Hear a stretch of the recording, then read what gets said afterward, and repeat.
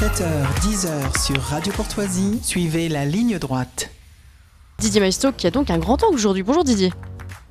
Bonjour à tous. Je sais que tu sais qu'il est déjà trop tard, c'est déjà la fin. C'était quand même quelque chose, ces paroles à l'époque. Oui.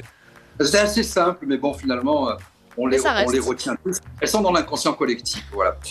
Alors, très brièvement, un grand angle, je trouve que c'est quand même fantastique, parce que les gens, dans la torpeur de l'été, peut-être vont réaliser que nous ne sommes plus en démocratie. Puisque Macron est parti, il s'est envolé, comme chaque fois qu'il fait une petite vacherie, une petite saloperie. Bon, là, elle est quand même de taille. C'est pas Baden-Baden, c'est Baderne plutôt, là. Même s'il n'est pas très vieux, c'est pas une vieille Baderne, c'est un jeune fêlé. Il s'est envolé. Et donc, pas d'élection. Il s'est rien passé. Alors, premier tour, dans la torpeur de l'été, il a fait ça. Mais la gauche, finalement, s'est organisée. Elle est arrivée en tête. C'était pas prévu. Alors moi, je suis un peu à rebours de tout ce que les uns et les autres racontent, puisque c'est pas vraiment une alliance, c'était un cartel, puisqu'ils n'étaient pas d'accord entre eux, très bien. Mais tout le monde était d'accord pour le Front populaire, pour avoir un seul et même candidat. Dans le cadre du Front républicain, il y a eu des désistements. Et les gens qui sont élus aujourd'hui, dans certains groupes minoritaires, par exemple LR, qui viennent pérorer et plastronner, nous expliquer qu'il faut nommer un ministre issu de leur rang quand ils font des scores infinitésimaux, c'est quand même un peu fort de café. J'ai quand même un scoop pour vous, c'est de vous dire que le Rassemblement national ne sera jamais au pouvoir en France. Jamais. Vous savez pourquoi ? Parce qu'ils ont trouvé la martingale, les gens du système. Ça date plus de 20 ans, depuis Jospin, depuis 2002. Quand vous avez le Rassemblement national avec Front national, votre ambition, c'est d'être deuxième et après de faire du ramdam et de ne jamais être élu et de faire un front républicain. Bon, dans le barrage, l'eau monte, mais il y a toujours la justice, il y a toujours un parquet national financier. Ne vous inquiétez pas, il fera preuve de célérité comme il a fait avec François Fillon pour empêcher les gens d'être élus. C'est comme ça que ça marche aujourd'hui. Ils ont trouvé, d'une certaine manière, par cet effondrement collectif qui est la Macronie, de repousser la droite et la gauche aux deux extrêmes. Au premier tour, on fait monter la mousse, après on fait tout le carnaval antifasciste et on éloigne le Rassemblement national. Et au deuxième tour, on éloigne, ou au troisième, mettons, comme la troisième mi-temps, on éloigne le LFI et on reste entre nous dans un bloc central. Elle est pas belle, la vie. Vive la démocratie française. Moi, j'ai dit, je signe, un truc comme ça, je signe. À tous les coups, on gagne. Voilà ce que je voulais vous dire ce matin. Tout le monde en prend pour son grade. Merci beaucoup, Didier Maistre. On passe au grand entretien.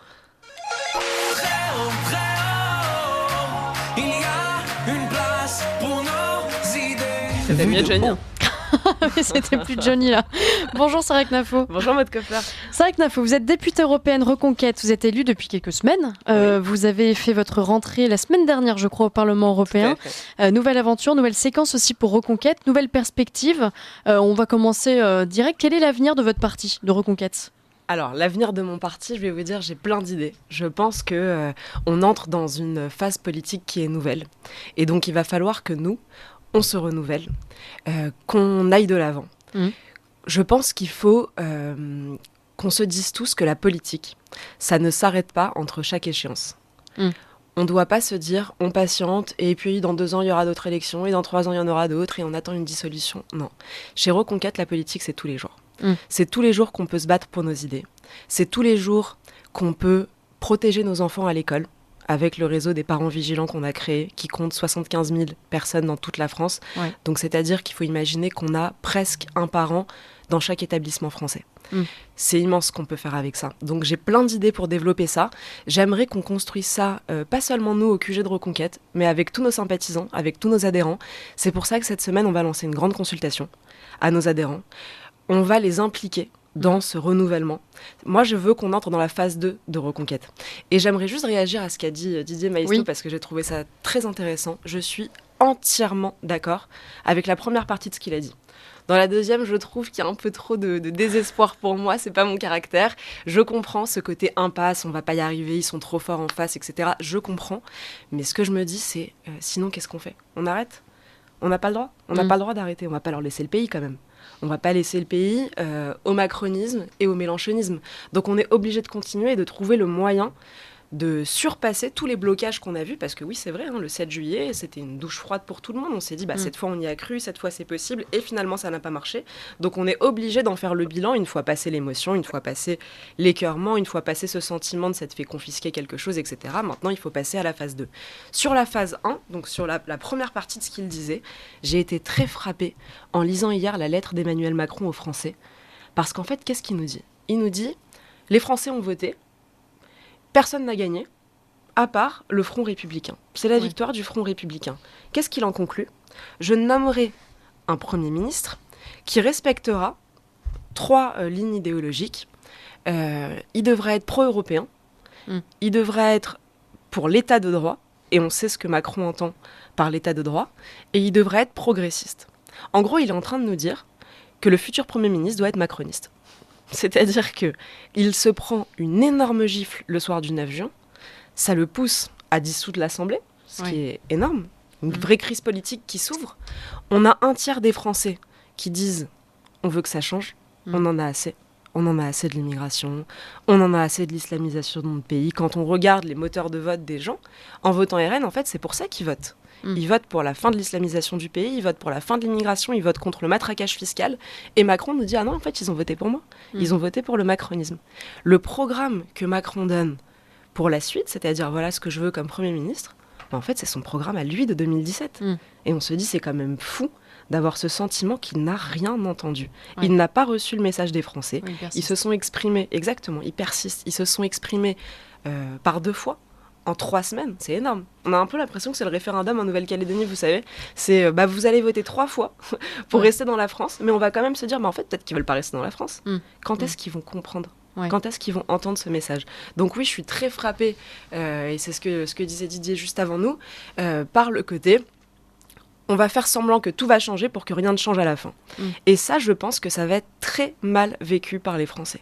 Très mal vécu par les Français parce qu'on a un peu l'impression d'un Lisbonne 2. Vous vous souvenez, c'est quand on a le référendum en 2005, les Français disent qu'ils ne veulent pas de ce traité. Finalement, Nicolas Sarkozy l'adopte quand même, le traité de Lisbonne, 2 ans plus tard. Et là, ça fait un choc démocratique parce qu'on se dit, mais on parle pour rien. Ils nous écoutent jamais, ils nous entendent jamais. Donc, je comprends ce sentiment. Et une fois qu'on a dit ça, il faut quand même se demander pourquoi ça n'a pas marché. Pourquoi cette fois, alors qu'un tel espoir s'est levé, alors que les sondages disaient 330 sièges, c'est la majorité absolue, il va y avoir un gouvernement de droite, les Français avancent sur ces idées, et ça je le crois. Pourquoi est-ce que malgré ça, ça n'a pas marché ? Donc, première chose, oui c'est vrai, il y a eu des manœuvres politiciennes, mais à la fin ce sont les Français qui ont voté. Il y a eu un front républicain, et à la fin, les Français ont choisi. Et la question que je me suis posée, c'est mais pourquoi est-ce que des électeurs de LR, des électeurs de Macron, choisissent Raphaël Arnault contre une candidate du RN ? C'est frappant, ça. On peut se demander, mais comment ça se fait ? Pourquoi ? Et donc, la première chose qui me vient à l'esprit, c'est cette fameuse question de la dédiabolisation. Je crois qu'on pourrait en conclure 2 choses. Soit, et certains au RN se disent ça, il faut aller plus loin dans les dédiabolisations, parce qu'on est encore diabolisé. Moi, je crois pas du tout, mais certains se disent ça. Et si on se dit ça, dans ce cas-là, qu'est-ce qu'on lâche encore ? Il faut aller jusqu'où ? On dit que alors ça, c'est la question centrale, me semble-t-il, parce que... Je suis d'accord. En fait, qu'est-ce qui se passe ? Quand on regarde les choses, on est dans le tripartisme aujourd'hui, on a 3 blocs à peu près d'égale force. Et quoi qu'on en dise, la Macronie ne s'effondre pas parce que scrutin après scrutin, elle est dans un étiage, elle perd un petit peu, mais pas tant que ça finalement. Alors après, il y a bien sûr des manœuvres politiciennes qui font que, mais il n'empêche qu'il n'y a pas vraiment un effondrement, il y a un effritement, je dirais. Et c'est assez surprenant d'ailleurs, parce qu'il y a eu un transfert d'une population beaucoup plus âgée, on le sait, après le Covid, mais qui s'est quand même, je dirais, cristallisé, qui s'est sédimenté. C'est un bloc qui ne bouge pas trop, quoi. Les indécis s'en vont, reviennent, mais voilà. Bon, premièrement. Je suis d'accord sur cette question. Comment on fait pour passer dans un système dans la Ve République, avec un scrutin uninominal à 2 tours, par exemple pour les élections législatives et pareil pour la présidentielle, pour passer de ce fait minoritaire à un fait majoritaire, comment on passe à la majorité absolue, et alors qu'on voit bien que par exemple, si je prends tous les gens qui votent France Insoumise, tous les gens qui votent Reconquête ou Rassemblement national, finalement, il y a un point qui est infranchissable, c'est l'identité et l'immigration. Sur tout le reste, c'est à peu près, je sais que ça fait bondir quand je dis ça, mais il y a 80% des choses qui sont compatibles. Et en tout cas, les raisons pour lesquelles les gens votent pour ces partis, ce sont plus des parcours, après, familiaux, des histoires personnelles qui font qu'on vote plutôt à droite ou à gauche. Le gros truc, c'est l'immigration. Et cette immigration-là, cette appréciation empêche une alternative au macronisme. Comment vous faites ? Est-ce que c'est la phase 2 ? Vous allez réfléchir à ça dans Reconquête ? Absolument, absolument. Sur la première partie, encore une fois, je suis d'accord. J'ai le sentiment que ce bloc macroniste, c'est précisément le bloc qui nous fait perdre du temps. C'est-à-dire que c'est le bloc qui nous empêche de donner un choix clair. Si je caricature, je dirais entre la France de Mélenchon et entre la France d'Éric Zemmour. C'est-à-dire entre la France de droite et la France de gauche. C'est-à-dire entre la France du communisme et la France des libertés économiques. Entre la France du grand remplacement et la France de toujours. Ça, c'est le vrai choix, à mon sens. Et le bloc macroniste au milieu empêche de prendre conscience de cette question. C'est un peu le bloc qui dit « encore une minute, monsieur le bourreau ». On veut se faire croire qu'on n'est pas encore dans le clivage dur. C'est vrai, c'est dur. C'est clivant, comme certains disent. Et c'est le bloc qui veut se faire croire qu'en fait, non, comme d'habitude, business as usual, entre guillemets, qui empêche de répondre à la question. La lettre d'Emmanuel Macron d'hier, pour moi, c'est « on va gagner du temps pour faire perdre du temps aux Français ». Et ils nous font perdre un temps fou. Parce qu'en réalité, c'est pas innocent, le macronisme. C'est pas seulement on choisit pas et il n'y a pas de pot cassé. Si, il y a beaucoup de pots cassés. Parce qu'en réalité, ils sont en train de préparer la France de Jean-Luc Mélenchon. Quand on accueille 500 000 immigrés par an, quand on naturalise 100 000 étrangers par an, on est en train d'offrir à Mélenchon sur un plateau les germes de ses futures victoires. Donc c'est pas innocent, le macronisme. Ensuite, donc, tout à l'heure, je disais, la question que ça pose, c'est, à mon avis, celle de la stratégie de dédiabolisation. Et donc, quand on regarde qu'effectivement, ils ont été rediabolisés en 7 jours, c'est frappant. Et sur des questions, entre nous, parfaitement absurdes. Même moi, je le reconnais. La double nationalité, si vous voulez, on y reviendra tout à l'heure, mais c'est absurde. Alors, ça, Clafo, je me permets une petite incise de vous interrompre brièvement.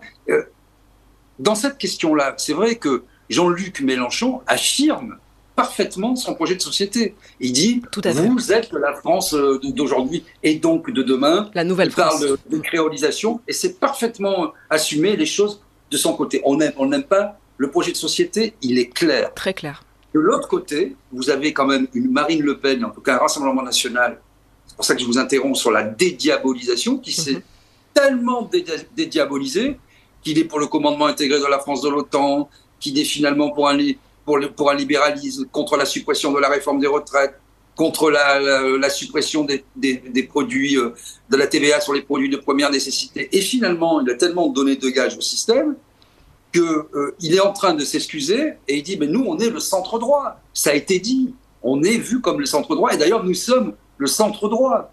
Est-ce que vous battez en brèche cette façon de voir les choses et est-ce que vous allez encore tendre j'allais dire la situation, ou en tout cas affirmer un projet de société qui soit clairement affiché de droite, identitaire. Je pense que si vous me posez la question, vous avez la réponse.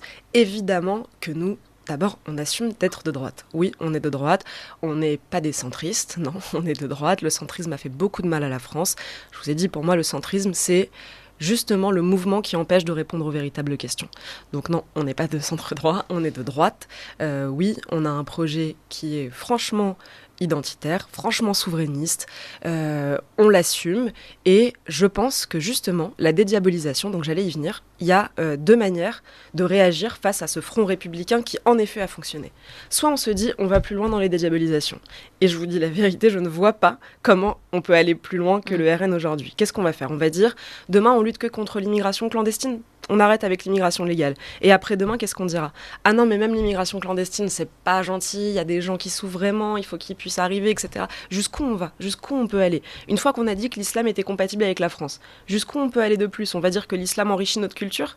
Enfin, je vois pas l'étape d'après, c'est terrifiant de se dire, mais si en fait, ils en concluent, au RN, que ça n'a pas marché parce qu'ils n'étaient pas assez dédiabolisés, la question qu'on peut se poser, c'est jusqu'où ça va aller. Et alors moi, je vais vous dire, et peut-être que c'est un peu iconoclaste de penser ça, je pense que paradoxalement, c'est la dédiabolisation qui diabolise. C'est-à-dire qu'on dit à l'adversaire, oui, nos idées sont diabolisables. Oui, nos idées sont mauvaises. Oui, être de droite, c'est un peu honteux. Et l'exemple typique pour moi, ça a été cette question de la double nationalité. Au début, on dit, on veut pas, le RN dit, on veut pas de Français de double nationalité parce que c'est une double allégeance. Marine Le Pen dit il y a 2 semaines, mais je reviens sur cette mesure, je pense que finalement il faut de la double nationalité parce que j'ai trouvé que c'était brutal, que certaines personnes pouvaient être blessées, etc. Donc je reviens dessus. Ok, donc premier recul. Ensuite elle dit, maintenant il faut juste empêcher que certains postes reviennent à des doubles nationaux. Ça, c'est Bardella qui le dit. Et là, effectivement, tout le système médiatique se met en branle pour dire que c'est scandaleux. Donc, ils disent non, pardon, c'est pas tous les postes. En fait, c'est que 50 postes. Ah bon, alors ça devient que 50 postes. Et ensuite, ils en viennent à dire, mais pourquoi ça vous choque, ça existe déjà. Et alors là, les gens leur disent, pourquoi vous le proposez si ça existe déjà. Et donc, on a tellement reculé à la fin qu'en fait, paradoxalement, ça a excité le système médiatique de les voir reculer. Et plus on recule, plus on veut nous faire reculer. C'est un mécanisme psychologique classique. Dans un couple, quand vous commencez à vous excuser, on commence à vous dire, excusez-vous encore plus, et ça aussi, on vous demande. C'est un mécanisme psychologique classique. Et parfois, il faut s'excuser. Je ne dis pas du tout qu'il ne faut jamais s'excuser, surtout dans la vie privée. Mais dans la vie politique, quand on est sûr de ses idées, si on se met un peu à les brader, parce qu'on se dit, bon, il faut montrer patte blanche, il faut se dédiaboliser, etc.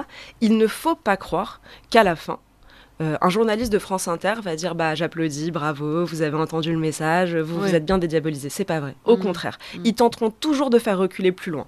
Donc moi, je crois que la dédiabolisation diabolise, qu'il faut arrêter avec ça, qu'il faut s'assumer. La conclusion que moi je tire de ce front républicain, c'est que la dédiabolisation, ce sera jamais assez. Jamais. On ne donnera jamais assez de gages. Alors autant suivre une seule boussole, l'intérêt de la France. Qu'est-ce qu'on défend et pourquoi on le défend ? Est-ce qu'on pense que c'est l'intérêt de la France de dire qu'il faut lutter contre l'islamisation du pays parce que l'islam n'est pas compatible avec la France ? Moi, je crois que oui.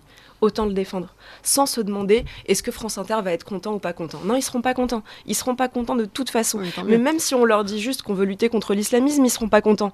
Donc pourquoi reculer ? Faut pas reculer. Voilà. Donc nous, oui, phase 2. Ce qu'on en tire, c'est que pendant 2 ans, les gens pouvaient légitimement avoir un doute et se dire Reconquête, ils sont pas très malins, c'est des paratonnerres, c'est des bourrins, entre guillemets, je caricature. Ils veulent toujours dire la vérité alors que la vérité n'est pas toujours bonne à entendre. Nous, on pense que si. Nous, on veut pas dire aux gens ce qu'ils veulent entendre, mais ce qu'ils doivent entendre. Est-ce que vous n'avez pas le sentiment que ce scrutin s'est fait sans vous ? On a refusé la main qu'on tendait. Si vous voulez, oui, on a proposé une coalition. Le RN n'en a pas voulu. Je pense que ça aussi, c'est un sujet, et je pense que vous allez m'en parler, oui, le sujet de l'union des droites. On n'a pas eu d'union des droites dans cette élection. On a eu effectivement Éric Ciotti qui a été courageux, qui, dès le lendemain de la dissolution, a voulu rompre le cordon sanitaire. On a vu qu'il n'avait pas été rompu parce que dès l'après-midi de son annonce de ralliement, entre guillemets, on a Laurent Wauquiez qui a dit sans moi, on a Nadine Morano qui a appelé à voter à gauche, on a François-Xavier Bellamy qui a dit sans moi, bref, donc Retailleau aussi qui a dit sans moi. Donc, oui, une implosion des Républicains suite à la décision d'Éric Ciotti. Pourquoi avec vous ça s'est pas fait ? Pourquoi le Rassemblement national a refusé de faire une alliance avec Reconquête ? Alors quand vous aurez quelqu'un du Rassemblement national, vous lui demanderez pourquoi. Parce que moi je ne comprends pas. Moi, je ne sais pas vous dire. Alors, les raisons qui ont été avancées, c'était parce que Éric Zemmour a critiqué Marine Le Pen. Je vais vous dire, allez regarder les tweets d'Éric Ciotti. Écrivez sur Twitter Marine Le Pen, Éric Ciotti, et vous allez voir ce que Éric Ciotti disait de Marine Le Pen. Donc ça, à mon sens, c'est pas une vraie raison. Ou en tout cas, c'est pas à la hauteur de la situation. C'est-à-dire que Marine Le Pen, c'est une femme forte, elle a du caractère. Ouais. Pardon, désolé, je vous écoute dans 2 minutes. Elle a du tempérament. Je pense pas que quelques critiques l'aient atteint au point de se dire pas de coalition, jamais, aucune union, etc. Donc moi, je ne comprends pas comment à ce moment-là, on s'est pas tous dit. Parce que nous aussi, il y a eu des attaques. Vous voyez, vous avez vécu la campagne de 2022, vous étiez observatrice et vous étiez proche de ce qui s'est passé. Vous avez vu que, effectivement, le RN a été très critique aussi envers nous, envers la démarche. Je me souviens notamment de Marine Le Pen qui disait « Éric Zemmour n'est pas républicain ». Des attaques très dures, des attaques comme la gauche nous attaquait. Et pour autant, Éric Zemmour a dit « Moi, je leur tends la main, je mets tout de côté Vous vous souvenez de son interview sur CNews, pour pas citer vos collègues, dès le lendemain de la dissolution, dans laquelle il dit « Si c'est moi le problème, si c'est mon investiture qui pose problème, je la sacrifie. » Donc il a fait un geste, pour le coup, inattaquable, d'une rare élégance. Et malgré ça, l'alliance a été refusée. Je pense que, si vous voulez, pour être tout à fait modeste, on pesait pas beaucoup. On était à 5, ils étaient à 30. Donc effectivement, on se dit 5 versus 30. Ils pouvaient cyniquement se dire on n'en a pas besoin. Moi, je crois qu'une union participe toujours d'une dynamique. Jean-Luc Mélenchon, il se dit pas Roussel, il fait que 3, donc j'en ai rien à faire. Il se dit pas Roussel m'a critiqué, et Dieu sait comme Roussel a critiqué Mélenchon. Il se dit pas comme Fabien Roussel m'a critiqué, je me passe des communistes. Non, Mélenchon, il se dit même 3, ça participe à la dynamique de l'union. Ça, en fait, quand vous faites une union, et on l'a vu avec la NUPES, c'est pas seulement une addition. Au contraire, ça peut augmenter parce que les gens se disent, il y a des gens qui n'allaient pas voter, etc. Les gens se disent, bah là, il y a un truc qui se passe. Il y a une dynamique qui est toujours créée par lui. Rapidement, Didier Maistre, parce qu'il est quasiment 9h. J'ai vu. Je sais que vous me le rappelez chaque fois, mais attention, le vois. Didier. Vous allez me taper sur les doigts. Alors non, elle est sévère, Jean-Luc Mélenchon, pour le coup, je parlais des idées, mais il a aussi complètement intégré ça. Et d'ailleurs, il tend la société et il fait aucune concession. Appelons ça le système, même si j'aime pas beaucoup le mot, mais au système médiatico-politique. Mais est-ce que vous êtes en train de dire finalement qu'il y a beaucoup d'hypocrisie et que tous ces gens-là, dits de droite ou anciennement de droite, montrent patte blanche au système, n'assument pas d'être de droite et finalement perdent pour ces raisons-là? Parce qu'en fait, quand on parle avec des députés, mais même des militants, et ça c'est un peu un privilège de l'âge, je suis plus tout jeune, il n'y a pas de différence pour les gens les militants du Front National, aujourd'hui Rassemblement National, et ça, les militants de LR, et y compris les élus, je vais plus loin, y compris les élus parlementaires. N'allez pas plus loin, Didier Maistre, il est 9h. Mais j'ai compris sa question. En privé, donc vous répondrez après, il n'y a pas de différence. Alors pourquoi il y a cette différence et pourquoi les gens n'assument pas leur camp? Eh bien, Sarah Knafo, il répond juste après le bulletin d'actualité, il est 9h. Ligne droite.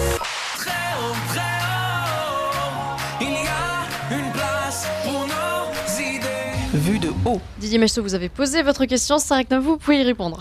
Tout à fait. Donc oui, en effet, certains ont la tentation de cacher un peu leurs idées. Pour d'autres, c'est sincère. Vous disiez, ils ne s'assument pas de droite. Est-ce que c'est mon analyse? C'est pas mon analyse, c'est ce qu'ils disent. Hier, Jean-Philippe Tanguy sur BFM qui dit on n'est pas de droite. Marine Le Pen qui dit je veux pas d'union des droites parce que je suis pas de droite. Donc non, c'est quelque chose qu'ils assument.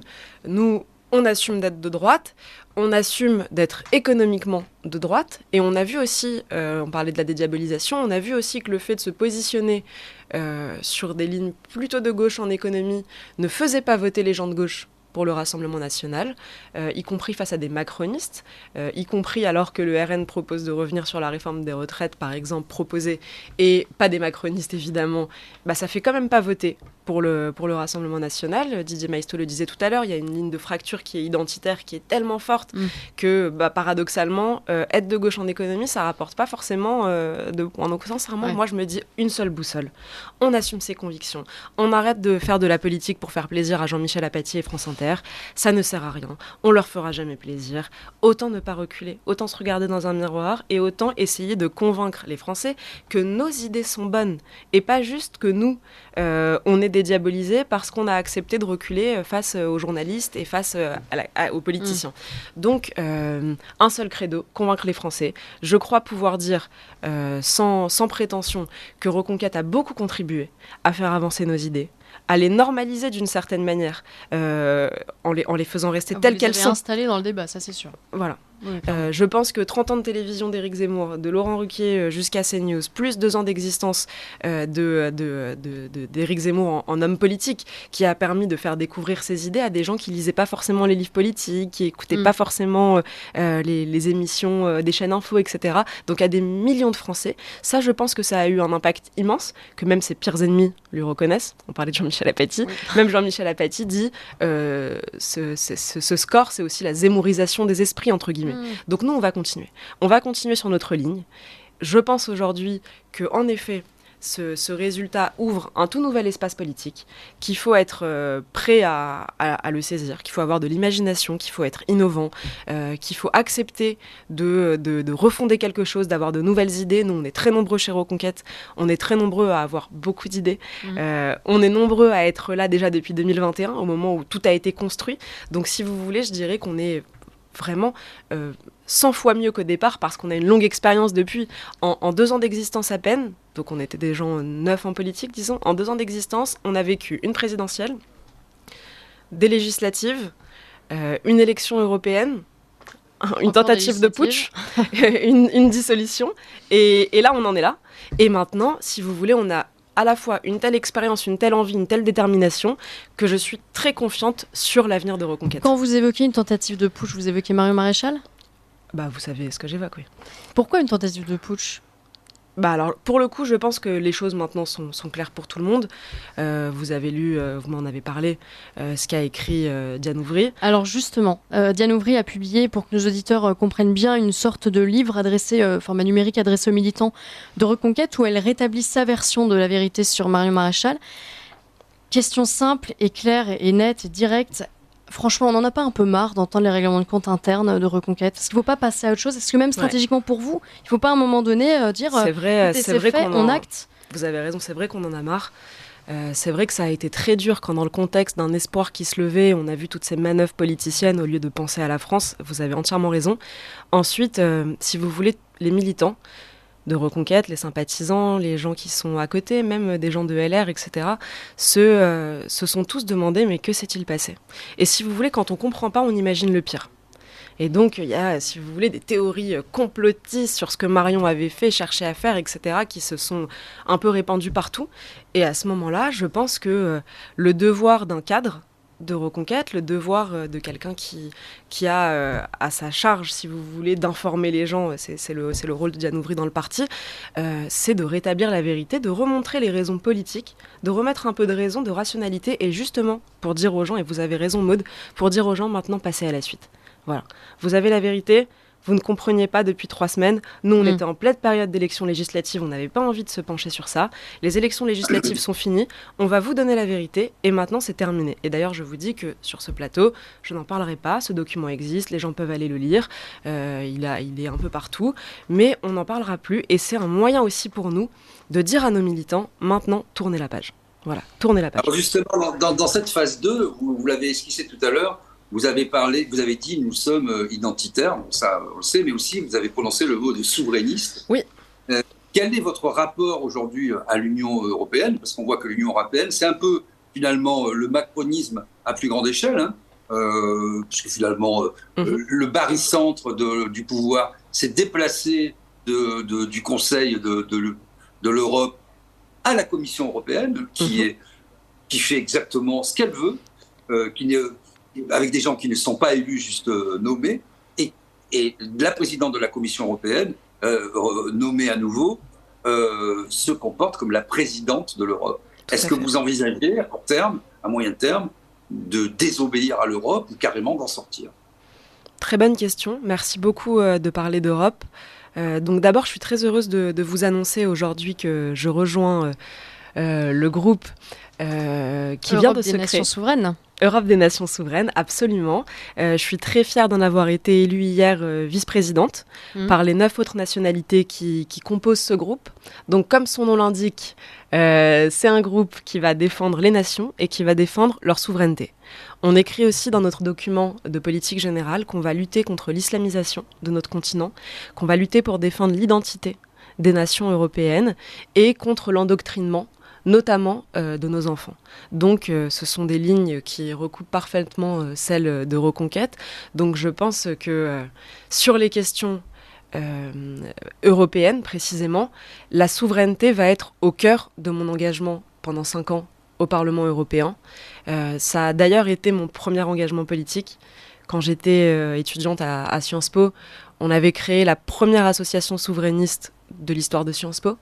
Il y en avait 15 associations fédéralistes et on a été les premiers à fonder celle qui allait défendre la souveraineté de la France. Donc ça va être aussi le sens de mon engagement au Parlement de Bruxelles. la semaine prochaine, je publierai quelque chose sur ce que je compte faire plus précisément, sur quel sujet plus spécifique je vais m'investir. Oui, parce qu'on a mis ça complètement de côté, l'Europe, là, avec tout ce qui s'est passé en France. Absolument. Il y a combien de personnes dans ce groupe pour l'instant? Combien d'élus dans ce groupe Europe des Nations Souveraines? On est 30. Vous êtes 30. Ouais. Ah oui, donc c'est déjà un groupe quand même assez Ouais, constitué. c'est déjà un groupe qui est constitué. Il a Ouais. été officialisé hier. Ouais. Et donc hier, on a choisi le bureau. Et c'est à cette occasion qu'ils m'ont élue vice-présidente. Donc je pense que, si vous voulez, Reconquête aura voix au chapitre au Parlement européen, qu'on aura beaucoup de choses à y faire, qu'on va travailler, vraiment travailler. Voilà, il n'y aura pas d'absentéisme chez nous. On a, je pense, pour les 5 ans qui viennent, les moyens de faire porter notre voix, désormais, au sein de ce groupe. Ouais. Et donc, je suis très fière que les choses commencent avec, aussi dans cette phase 2, précisément, un nouveau terrain de bataille, si vous voulez, avec le Parlement européen. La phase 2, pour Éric Zemmour, ça va... quel rôle il va avoir? Il est président de Reconquête, il reste président de Reconquête. Quels sont ses projets?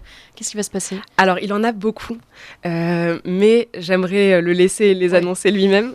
Bon, on recevra Éric Zemmour pour en parler. Volontiers. Et donc là, comme je vous ai dit, cette semaine, on va faire partir une consultation pour demander à nos sympathisants tout ce qu'ils ont pensé de cette séquence, mais surtout ce qu'ils conçoivent pour l'avenir, comment est-ce qu'ils veulent construire la suite. Nous, on a plein d'idées, on va les leur soumettre, on va voir ce qui leur plaît, dans quoi ils veulent s'engager, etc. On a beaucoup de gens en ce moment qui nous écrivent et qui sentent eux aussi, mais je pense que vous le sentez tous, qui sentent qu'on entre dans une ère politique nouvelle et qui sentent, je crois, qu'on a besoin d'une vraie droite et que ces élections l'ont montré. Et donc, moi, j'ai un peu le sentiment de me retrouver un peu comme au début de la campagne présidentielle où je recevais des mails de tous côtés de gens qui me disaient « je veux m'engager ». Je fais ça, je suis spécialisée dans l'intelligence artificielle, je suis spécialisée dans l'industrie, je veux vous aider, etc. Donc on va essayer de canaliser toutes ces bonnes énergies qui viennent à nous. Donc on fait cette consultation, on fera une université d'été, je vous l'annonce, à la rentrée. Et à cette occasion, Éric Zemmour annoncera ce que lui va faire. Ses projets. Ouais, excellent. Exactement. Didier Maistre. Oui, incontestablement, on entre effectivement dans une ère politique nouvelle et peut-être une bipolarisation à nouveau de la vie politique française, avec un bloc central qui finalement et devient de plus en plus, en tout cas pour les citoyens, un bloc élitaire. Même si je disais il s'effrite, il ne s'effondre pas, mais on voit bien qu'à droite comme à gauche, les gens ont envie d'en découdre parce que les projets de société sont fondamentalement différents. Ma question est la suivante. On a vu, est-ce que vous iriez peut-être un peu plus loin sans prononcer des mots comme Frexit, des néologismes, etc., mais dans la voie de la souveraineté retrouvée de la France, parce qu'on a vu qu'il y a une distorsion entre l'attente des citoyens qui sont sans arrêt consultés par des enquêtes d'opinion, etc., où l'idée du non-alignement refait son chemin, et une représentation politique, dont on l'a vu, qui était quand même assez décevante pour les listes dites souverainistes qui n'ont pas fait des scores très importants. Ah oui, pardonnez-moi, je n'ai pas répondu à cette partie de la question alors qu'elle est très importante. Donc nous, si vous voulez, notre credo chez Reconquête sur la partie désobéissance, bras de fer contre l'Europe, etc., c'est que une fois au pouvoir, je l'espère un jour, on désobéira en effet sur les sujets qu'on considère être d'importance vitale pour la France. Et on en a ciblé 2, les sujets industriels et énergétiques et le sujet migratoire, sur lesquels on considère que nos intérêts vitaux sont menacés et que par conséquent, dans l'attente d'une renégociation des traités, on devra désobéir. On ne peut pas se dire « on attend d'être tous d'accord avec tous les autres États membres avant de prendre une décision ». On ne peut pas attendre 3 ans que tout le monde se soit mis autour de la table et que les majorités dans certains pays aient changé, etc. On ne peut pas attendre. Donc oui, notre credo, c'est le bras de fer sur ces questions et de dire, on vous prévient que dans l'intervalle de la renégociation, donc allez vite si vous voulez que les traités européens soient respectés, dans l'intervalle, on ne les respectera plus. Et vous connaissez la célèbre phrase de Gaulle sur l'Europe, combien de divisions ? Si on décide soudain de protéger nos frontières, que va faire l'Europe ? Est-ce qu'ils vont dire pour Pour Schengen, on envoie des casques bleus, ils vont arrêter nos CRS à la frontière. Donc non, ils pourront pas le faire. C'est un bras de fer qui doit s'engager. On est la France et il faut pas l'oublier. On est la France. C'est pas rien que la France, qui fait partie des pères fondateurs de l'Europe, commence à dire que oui, certains sujets méritent qu'on désobéisse. Je pense que ce serait même un électrochoc de réussir à dire ça, et que ça ferait changer les choses beaucoup plus vite qu'on imagine, parce que l'Union européenne voudra garder la face, et voudra, à mon avis, effectivement engager très vite cette renégociation des traités, pour ne pas se retrouver dans la situation ridicule, où tous les autres États se disent « mais alors si quand la France désobéit, rien ne se passe, le ciel ne s'effondre pas sur nous, alors c'est qu'on peut tous le faire ». Et donc ils auront peur, à mon avis, d'une désobéissance anarchique venue de tout le reste des États membres. Et à mon avis, donc, ils se diront autant renégocier sur ces sujets, parce qu'on a compris qu'il y avait une telle crispation pour que même la France, bonne élève de l'Europe aujourd'hui, celle qui surtranspose le plus toutes les normes européennes, si même la France se met à se dire non, là on arrête, alors je pense qu'il y aura une remise en question. Sarah Knafo, en calculant ECR plus Patriotes pour l'Europe plus Europe des Nations Souveraines, vous êtes 185 élus, c'est colossal. Plus que le PPE. Est-ce qu'une union est possible entre ces groupes à l'échelle européenne? Je le crois. Moi, j'ai rencontré hier et la semaine dernière des députés de tous les pays. J'ai rencontré des députés italiens, j'ai rencontré des Hongrois à plusieurs reprises, j'ai rencontré hier les Espagnols de Vox. Donc oui, je le crois, bien sûr, on va voter ensemble sur de très nombreux sujets. Si vous voulez, aujourd'hui, c'est réjouissant de se dire qu'au Parlement européen, il y a eu une telle entrée en force de nombreux mouvements de droite des différentes nations européennes. Et je crois, oui, en effet, que sur de nombreux textes, on votera ensemble. Ouais. C'est évident, on se ressemble. Un dernier mot, Sarah Knafo, il nous reste 1 minute. C'est moi qui dois choisir le dernier mot ? C'est vous qui choisissez. Alors, je dis à tous les gens qui nous regardent, si vous ne voulez pas baisser les bras, si vous ne voulez pas désespérer malgré le résultat de dimanche, rejoignez-nous. Parce que vous aurez chez Reconquête des gens de très bonne volonté, des gens qui ne baissent pas les yeux, qui ne baissent pas la tête, qui avancent, qui ont plein d'idées pour la France, qui vont défendre nos enfants à l'école avec les parents vigilants, qui vont continuer de lutter comme ils luttent pour imposer leurs idées dans le débat public, qui vont se battre pour les prochaines échéances électorales. Donc adhérez à Reconquête. Merci beaucoup Sarah Knafo, merci Didier Maisto pour cet entretien. Merci. Pleine forme Didier Maisto. Et à bientôt Sarah Knafo. À bientôt.